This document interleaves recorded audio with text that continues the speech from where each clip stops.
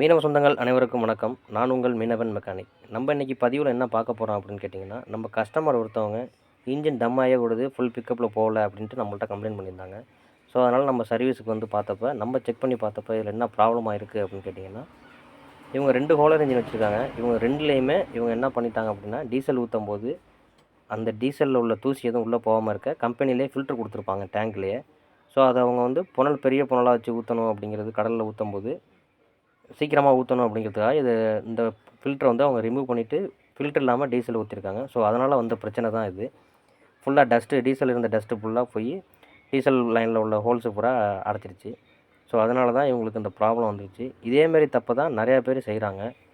தயவுசெய்து இந்தமாரி தப்பை நீங்களும் செஞ்சுக்கிட்டு இருக்கீங்க அப்படின்னா இன்னுமே அந்த தப்பை செய்யாதீங்க. ஃபில்ட்ரு இல்லாமல் டீசல் ஊற்றவே கூடாது. அதுக்கு ஏற்ற புனலை தான் வச்சு நம்ம யூஸ் பண்ணி டீசலை ஊற்றணும். ஃபைனலாக நம்ம இதில் உள்ள டஸ்ட் எந்த இடத்துல இருக்குது அப்படிங்கிறத நம்ம கண்டுபிடிச்சி அதை ரிமூவ் பண்ண போகிறோம். ரிமூவ் பண்ணிட்டோம் நம்ம இப்போ அந்த டஸ்ட்டை.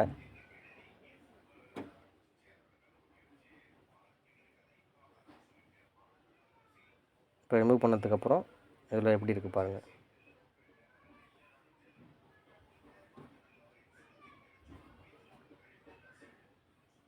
நம்ம இப்போ திரும்பவும் அந்த டீசல் ஃபில்டரில் உள்ள அந்த புது ஃபில்டரை வாங்கிட்டு வந்து நம்ம அதை மாற்றிட்டோம்.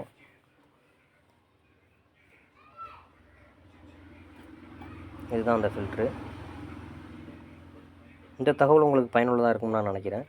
இதுபோல் தகவலுக்கு நம்ம சேனலை லைக் பண்ணி ஷேர் பண்ணுங்கள். நம்ம மீனவன் மெக்கானிக் சேனலை சப்ஸ்கிரைப் பண்ணுங்கள். அப்போ தான் இதுபோல் தகவல் உங்களுக்கு ஈஸியாக வந்து சேரும்.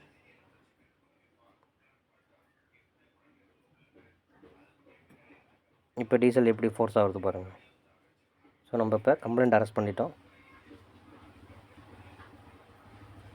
இந்த வீடியோ பார்க்குறவங்க இந்தமாரி தவறை செஞ்சுருந்தீங்க அப்படின்னா தயவுசெய்து இனிமேல் செய்ய வேண்டாம். இந்த வீடியோ மூலயமா அதை நான் உங்கள்கிட்ட சொல்லிக்கிறேன். நன்றி.